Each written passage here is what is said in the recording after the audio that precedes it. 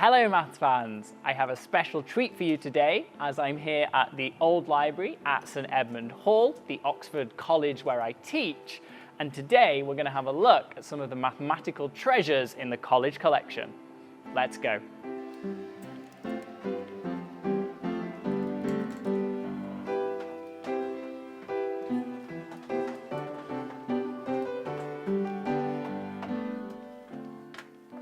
This is James, the college librarian here at St Edmund Hall, who has very kindly agreed to show us, and myself in particular, some of the fantastic mathematical treasures from the college collection. And I can see there's already one laid out in front of us, so what's this one? Yeah, so I thought we'd start with how maths was taught around when the old library was built, and first of all with a textbook, and not just a textbook, the textbook.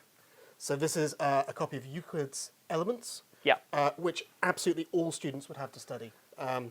People did maths in their first or second year of the 3-year degree, and the main way it was examined was using this text, which Euclid was a Greek mathematician, one of the very earliest people to write about maths.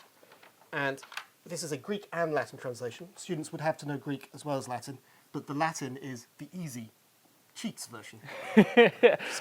So when you say Greek and Latin, this is literally the same, yeah, same text, side by side. sharing the diagram. And how it works is there's this, in this big print, there's a mathematical statement. Yep. And then it advances the proof of how we know that to be true. So it's mostly geometry. A lot of triangles. Yes. And then when students were examined, what they would do is they would have to demonstrate the proofs. So they would literally have to show their workings to prove that they understood how it worked.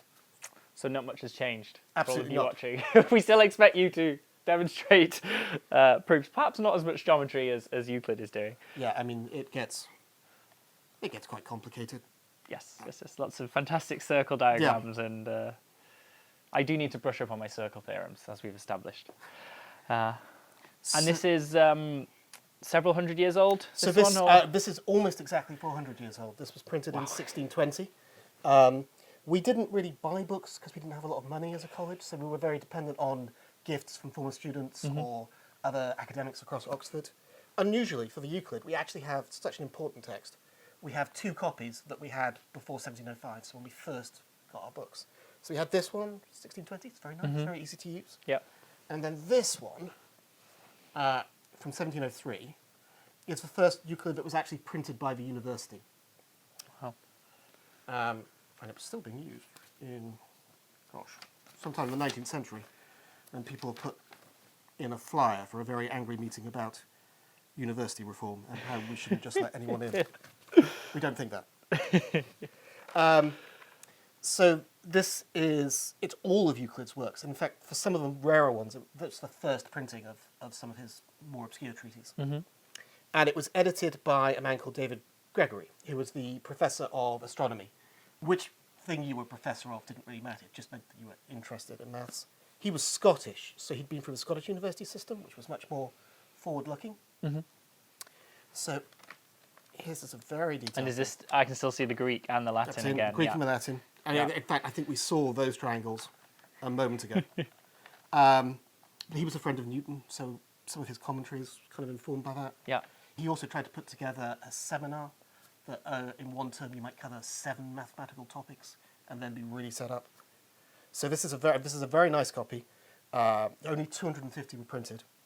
Wow. And we bought ours. So we bought it when it came out because it's got our book plate for 1704. And that's really unusual because we didn't have a lot of money, as I say. We didn't buy a lot of our own books. But getting this really good, up-to-date textbook was really important. Yeah. So this is from the second book, for example. And I think I can kind of. So I mean, I can't help here. I can't read Greek or Latin. So this is 2 statements about parallelograms. Brilliant. So all parallelograms are rectangles. But not all of them have right angles. And I would agree with that statement. All parallelograms also, the diameters of each side of each matching side are the same. Okay. Yes. That does sound like a true statement about Yes. parallelographs. And it looks like he thinks it's a particularly easy one to prove because he just uses a rectangle, which, of course, is a parallelogram. Yes. The things about circles, no idea. And sorry, I just noticed here Yeah.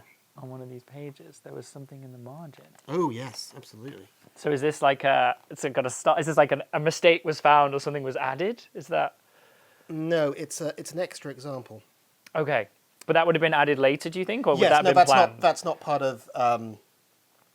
not part of Euclid's text, but it may well be a Okay. traditional footnote to put in. Because of course this at this point had been around for 2,000 years. And actually, one of the reasons why the So- book has this big margin Yeah. is so you've got space to write your own notes as well. Yes, of course. As So it's really against the rules to write in library books. But the thing is, if the book then survives for 500 years, we're really excited that people have of written it. course, yeah.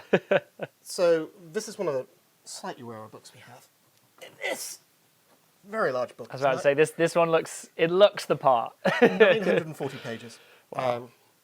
I should say, you can see here, that's all the books in here used to be chained to the walls. So that's a scar where the Wow. metal staple was. And was that to stop people It was taking them? Yes. Or- So students had to pay £1 to be allowed in. They got given their own Wow. key. Okay. But they couldn't take the books away. Right. Very good system. I don't know why we abandoned it. So this is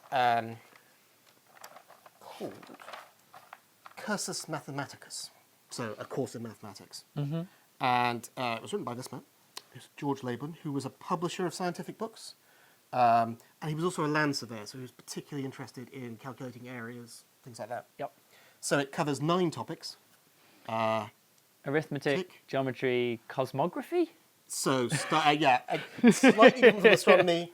It's like Okay. the big overall kind of system of it's stars. Okay. Yep. Astronomy, but so yeah, navigation. That makes sense. Trigonometry. Yeah. Um, And then also, if that's not enough, something instruments. The doctrine of triangles. Mensurations. of all measuring things? stuff. Measuring. It's Yeah. Okay. So I like how it says 9 books and then it's Yeah. 6. Oh, so these are not necessarily the 9 books. These are just Yeah. particular topics. Okay. Yes.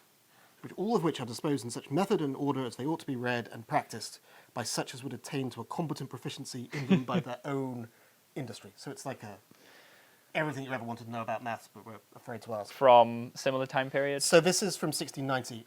Leybourne published lots and lots of short books, instructional books, and this is kind of like his magnum Put them opus. all together. Yeah. Like okay, I see. This is the go-to if you were Yeah. studying maths. In So the again, 1700s. we had this by 1704. Yeah. I don't know who gave it to us, it doesn't say. But again, we've had it sort of from new. Yeah. And I mean, it does do,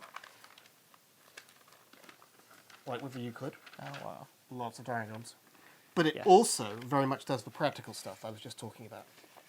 So, for example, say you need to know how big your castle is, as is a practical educational A concern. very common problem in the Yeah. late 1600s. You do it like this. This Actual trigonometry. actual trigonometry. There's incredible. a protractor in case you don't have one to hand. Or, as I say, he was a surveyor. So the next picture, if I can find it. Yeah, here we go. Yes, I genuinely remember doing this at school. How you Wow. found the area of irregular fields. And So this- they're being split up into Yeah. more normal shapes, as it were, that we know Exactly, the areas yeah. of. Wow. So it's really fun. I like this one a lot. There's a bit further on that is how to construct fortifications that are good, where the angles are good against cannons. So, I mean, this covers a lot of maths that have been discovered in the 17th century. It's got bits about Kepler and Galileo and people like that. Interestingly, it doesn't have anything about Newton, even though it came out 3 years after he'd published his Principia. Okay. Mathematica. But it was towards the end of Leybourne's life, so maybe, kind of wasn't keeping up with the mainstream. I see. Hmm. So that's nice. I like that. Yeah. It's the biggest one we've got. As I said, it looks the part. But perhaps, would you like to see some of the really rare ones? Of course, we all would love to see some of the truly rare ones. Come with me.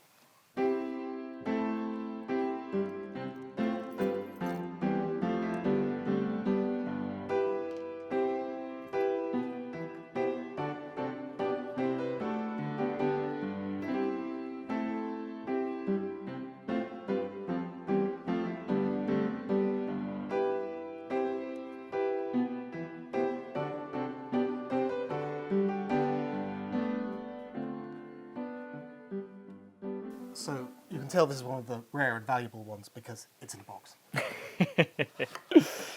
And is that to give it extra protection? Yeah, yeah. It's, if you can see here, the string that holds the spine together is starting to go. Oh dear. But, you know. And I recognise that name, Yes. Galileo. So this is very exciting. This is one of only 40 Wow. That were printed or that remain? that remain. That remain, okay. And again, it was given to us by William Osborne, so the vice principal. So it may well be that he was, again, one of those people who was quite interested in maths, even though he was a clergyman. Yep. You know, that's how he was going to waste his money. It's also, so that's his handwriting, Yeah. because you can tell, because that ex-lib there means his book. So that's, for which he paid 15 shillings, which, as previously discussed, is somewhere between £135 and £1,700. And then, That's quite a lot of money, to be honest. yeah, other people using the book in the succeeding years have just copied that out. Yep. Probably just to get their pen working. So we can see that people were reading it, you know, in 1699, in 1701. So, it's mathematical collections and translations. So you can see here, it's Galileo, it's Kepler, Foscarinus, I have no idea who he is, but I assume it's a simile Italian. Yeah. So if you look at it, it looks like it isn't really a mathematical, you know, if you didn't know the name Galileo or Kepler, Yeah. because Galileo, his epistle to the Grand Duchess Mother, who was the Duke of Tuscany's mother, so his boss, essentially, concerning the authority of Holy Scripture in philosophical controversies. And Kepler is his reconciling of Scripture, texts, etc. Yep. But it's really the other way round. It's really they're saying that actually, you know, heliocentric theory and the way we can prove that mathematically, because that's self-evidently true, of course it's in accordance with the Bible. Are you saying the things in the Bible that might not be right? Mm-hmm. So it's Yeah. quite a clever thing. Yeah. This is the first part. For about 40 left. If we had a volume 2, for which there is a... And again, I can actually read some of Yeah. this in English. So the second volume, which didn't come out, included Salisbury's Life of Galileo. This book by Descartes is printed in English translation before it's actually printed in France. So he translated it when it was still just circulating in manuscript. Wow. So it sounds really exciting. I reckon there's a lot of those names. Yeah, Yeah. Descartes, Archimedes. Yeah, exactly. Unfortunately, the warehouse where the second volume was being stored went up in the Great Fire of London, which is why there were only 8. And then Salisbury himself possibly died of the plague, may have committed suicide. So, unsuccessful author, rare, but incredibly exciting in terms of what it... You know, and the fact that people are wanting to read Galileo in English, like I say, you know, anyone who might be interested, you'd think would read it in Latin. And again, so it's in the form of a dialogue between three people. Salviatus, who is the saved person, who's the Galileo figure. Sagredus, who's fairly reasonable. And Simplicius, who might well be a parody of the Pope at the time, who was trying to enforce the notion that the Earth, in fact, was the centre of the universe. And they're sort of having a discussion. They're having a discussion, yeah.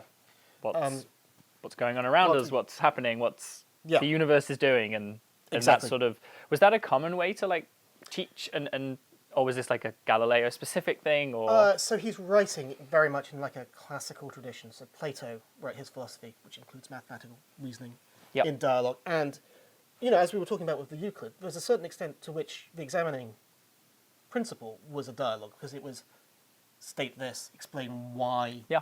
You know, and you would have like a panel of academics in front of you. And it's a bit like how tutorials work, you know, now. It's very much a dialogue kind of process. And again, this has some lovely images.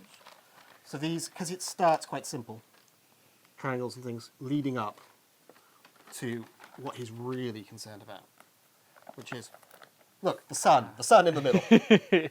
Wow. So was this kind of the first time that this was written about by Galileo? Yeah, or, this is his or one of his big earlier kind of ones. public-facing Okay. Yeah. Wow. book. So it's written in an academic style that would be very accessible to most people. Yeah. amazing. I love the face on the sun, Yeah. the little details. And do those letters represent Yeah, the those planets? Is that that's for planets. So the they're ones that little, we knew about? So, for example, that's Venus. So it's the symbol you still sometimes see used for. And it's also when they're just discovering that some of the planets themselves have moons, which they're very excited about. Wow. Yeah. So this is quite rare. Yeah. That's why it gets the box. That's why it gets locked. But then we have something where there are, I think there are possibly more copies worldwide, but we have only one of 2 copies in Oxford. Ooh. And I think it's possibly one of my favourite things in the whole library. Although, that changes a bit depending on what I've looked at. Of course, yeah. I feel like I imagine it's quite similar to when I get asked what my favourite tattoo is. Yeah. And it depends on what I've recently spotted or had done. Very much. Right. Whilst James heads off to find some more amazing books for us to look at, it gives me the perfect opportunity to point you in the direction of today's sponsor, Maple Learn. The best way to see the power of Maple Learn is for you to have a go yourself, which is why I've created this free worksheet investigating the area of parallelograms. Inspired, of course, by the passage James so kindly translated for us from Euclid's Elements. The worksheet begins with a worked example explaining how to construct a parallelogram from 2 vectors, and as you can see, the visualizations here are a huge help. Once you've understood the example, there are 3 similar questions for you to have a go at for parallelograms of various different sizes, as well as a short investigative question and even an extension into 3D. You can access the worksheet for free by clicking on the link in the video description, and if you enjoy Maple Learn, you can sign up for a free trial which will give you access to everything the platform has to offer. Have fun! So this is what we call a SAML band. So it's lots of little treatises sewn together, and the edges have been coloured so you can easily see where each one starts. Yeah. So there are... This one looks very old and very worn. Well, this has seen a lot of use, I think. And it's been quite heavily restored. So we've stuck this Japanese tissue paper underneath to protect the paper. Wow. So there are 7 treatises in here. So astronomical, scientific, and actually at the end there's tables of interest. So it's it's a set of logarithms about how you Log tables. Yeah, absolutely. Amazing. Back in the days before we had calculators do it all for us. So again, this is about heliocentrism and Copernicus's theory that the planets go around the sun, but with very complicated. Yeah, orbits. I was gonna. So are these the orbits? Or I think it's to do with how you calculate why they appear where they do. oh, on I Earth. see. Okay. And again, yeah. But my favourite thing in here is. No, this isn't my favourite thing, but I saw this when I was looking at things before you came. So this is another fantastically practical piece of mathematics. How do you calculate the arc of a cannonball? Wow. And that's what I would call a Tartaglia curve. Yeah. Particular shape. Incredible. So even in these very theoretical, because these are, short, very new, almost like research papers. I guess. You still have that kind of practical aspect. But here we go. Now, I like this. This is by Jan Kepler. It's about the mathematics of snowflakes. Oh, I've seen this one before. I like it because it also this one is incredible.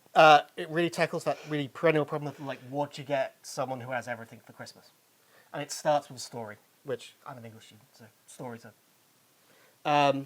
So Kepler is in Prague, where he worked for the emperor, and is trying to work out what to get his employer, the guy who pays for his food for Christmas.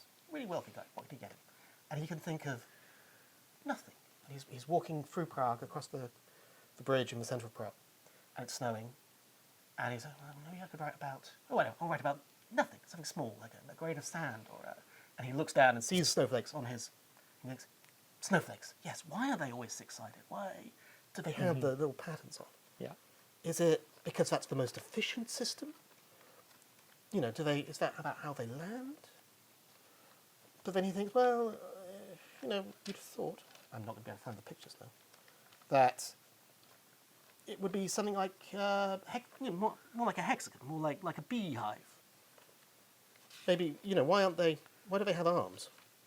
Or why aren't they 3D? Why aren't they like round balls? You know, cannonballs fit together really, really well. And he has a little discuss about cannonballs and comes up with a conjecture that wasn't actually mathematically proved until 2015, I think. Yeah, the Kepler conjecture, Yeah, the packing, exactly, yeah. So, you know, it's and then he starts to think about crystals, and it's like one of the first books about like crystallography. But, you know, it's only a small thing about nothing for Christmas. So he kind of goes, yeah, I was starting to get into chemistry. I don't really know about that. So, I don't know, nothing. Leaves it as an unresolved question. Yeah. But it's just a lovely little thing. So if you want to see pictures of snowflakes, Absolutely. get out one of our other really big treasures. Now, not all of these are snowflakes. Very excitingly, these two are crystals of frozen urine. Because he had some to hand. As one does. It's just, there was no central heating.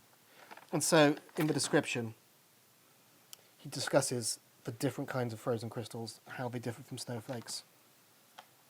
You know, do they have and I can commonalities? say there, yep, and then the Yes. surface of urine by freezing. There we go, yep. While away the long winter nights. So was this kind of based off what Kepler had discussed, or was this Yes. just sort of... No. So the discussion in Kepler is then picked up by Descartes, which is over there somewhere. You probably don't have time for. And then, this is just the first really good pictures of them, and pictures drawn from observation. That's what I was about to say. When you say pictures, of course, it would be he was observing the snowflakes and then drawing and then what he could see. And then they're engraved on a copper plate. Oh, okay, wow, okay. So, you know, which you then put in common stamp. And they are the ones that sort of he was thinking could happen, and then comparing them to the ones that you see. Yeah, exactly. So that's lots of fun. And the other thing about this, I mean, it's true, we're looking at these as maths books. Yeah. But they're also science books. You know, it's the interest kind of comprehends all of that. Yes. And it's kind of interesting that, you know, so you're looking at something that's natural science, it's philosophy, but you're also always trying to find the mathematical principles underlying, you know, what makes it do that. Yep. Yeah, and I can, just about to say, imagine at this point in history as well, as you say, having a microscope for the first time. It's just got to be such a Pandora's box of, like, magic that you're just opening and seeing and just wanting to look at everything, like hairs from a beard and frozen urine. Actually, there's another thing, which, unlike all of these, we've brought quite recently.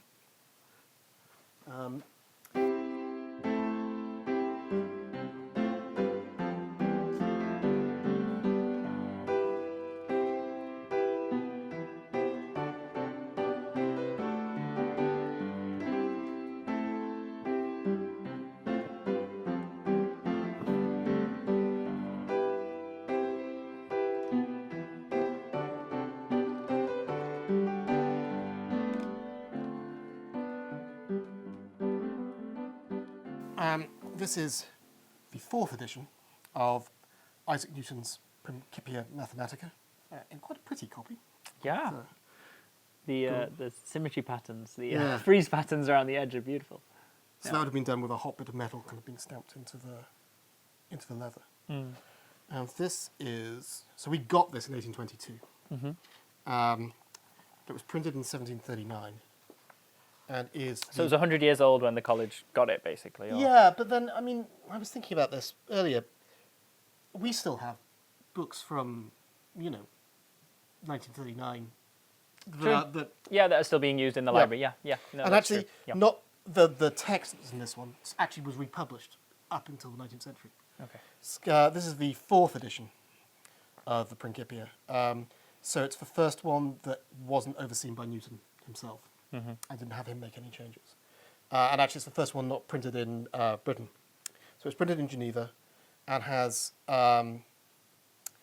commentary by Thomas Lesueur and Francis Jacquier, who were two French priests, actually, but also mathematical professors. And so the thing that's really noticeable about this, and why it goes into 4 volumes, is it has a running commentary about everything that had been discovered since then to support Newton's reasoning, but also to give like philosophical background. So that's the original, and then this is the additional. Oh wow, okay. So there is literally about twice, maybe even 3 times as much annotation as there is text. And is that kind of like updating what we've developed in the last 100 years since the original publication in a way? Okay. Yeah. Wow. And so it's one of the reasons I think why copies of the first edition are relatively rare, because if you're buying it as a working thing, you're going to keep updating it. Of course, yeah. So it's very much in that format that we keep seeing. So there's a proposition, Yep. there's a lot of text, there's a diagram, and then in this, there's even more text, like proving. Yeah. No, this is why the lecture notes, math students watching this, this is why your lecture notes take this form, where you're copying the greats. Theorem, proof. So, but That's how you learn maths. And were they split up in any particular way, or is this just literally like, I imagine the book got too full and then they just moved on to the next one? I mean, more or less? conceivably, again, because you would take care of the binding, someone could have very ambitiously Put it into one giant thing. Yeah. put it into one giant thing. Yeah. But Not very usable. exactly. Yeah. So we got that in the 1820s. It's from the 1730s. Yep. But one of the most fun things that we have is actually from the back end of the 19th century. Mm-hmm. And it's a present, like the Kepler. So Lewis Carroll of Alice in Wonderland fame, Yes. also very interested in maths. And one of the other things he published as Lewis Carroll, not as Charles Dodgson, is an instructional game for children of mathematical logic. That is quite a contradictory statement. Would you like to see that? I would love to see that.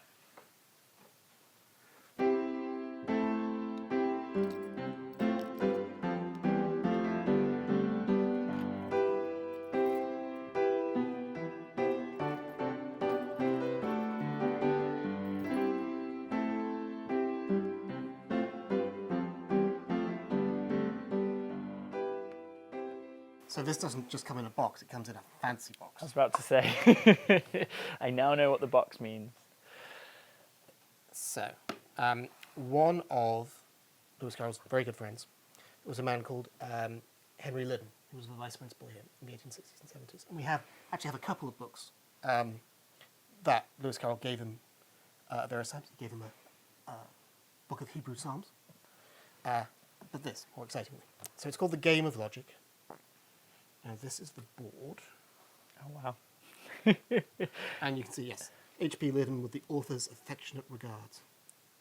1870 something. 1870, I think. 1870. That's why he hasn't done the 0. X prime, Y, M, and Y prime. Yeah. Instructions for playing this game will be found in the accompanying book. So I just love how this is like a yes. single small thing, and then there's a whole book to Exactly. describe how to play the game. So the pieces are very simple.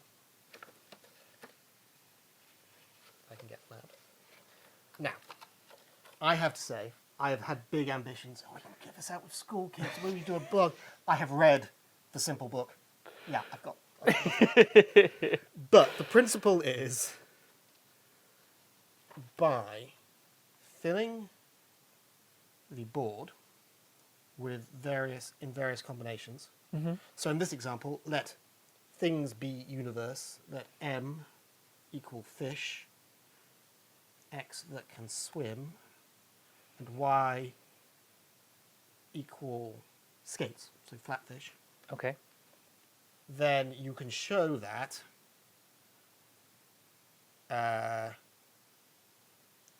no MRX. No M or X prime. So if I'm assuming X prime means the complement, Yes. so that's then saying no M. So it's saying no fish cannot swim. Yeah. I'm with you. So it's saying all fish can swim in a way, but negated. Yes, and skates are fish, therefore, at least some skates can swim. Some skates can swim. Would not all of them be able to swim? If Yeah, they I were would have fish? done like. Well, I can see why you found this so difficult. So there are other ones. I do not like John. Some of my friends like John. So where's the game aspect? Is it sort of you I are told what? Oh, are you kind of defined? You're told what X, Y, and M are, and then you have to place the counters such that a true statement is made. And possibly if for some mad reason you're playing it with a friend to whom you've given this book for your birthday, maybe one They person have to deduce what the statement is. This is fascinating. Fun for all of. Some pigs are wild. There are no pigs that are not fat. No emperors are dentists. All dentists are running by children. This is brilliant. Yeah. It's absolutely brilliant. And then, so they become, so that's just a proposition, so that's relatively easy. But then it goes on to little dialogues where you've got to deduce what. Wow. Yeah, it wasn't a big seller. I really now feel like I want to get to the bottom of this. So, challenge for everyone watching the video as well. Can you help us to understand Lewis Carroll's The Game of Logic? I think there are online, like facsimiles, if Brilliant. people want to look them up. Okay, there you go. So, this is fantastic. I will continue to read the original and play with the original, which James has very kindly showed us. But that's amazing. And are these like metal or? No, but it's literally they've been incredibly well preserved in that envelope. The actual I original counters. think no other librarian has been so foolhardy as to actually take them out and Right. play around with them. Oh, brilliant. No, fascinating. Well, thank you so much, James. Not at all. This is all of it. I'm sure everyone watching will also agree. Has been fantastic, and it's been a real pleasure to actually see all of these things firsthand. And as we said at the beginning, all part of the collection here at St Edmund Hall. So again, thank you so much, James. Been a pleasure. Thank you to all of you for watching the video. Please do remember to subscribe to the channel if you've enjoyed the video, and I'll see you all very soon. Take care.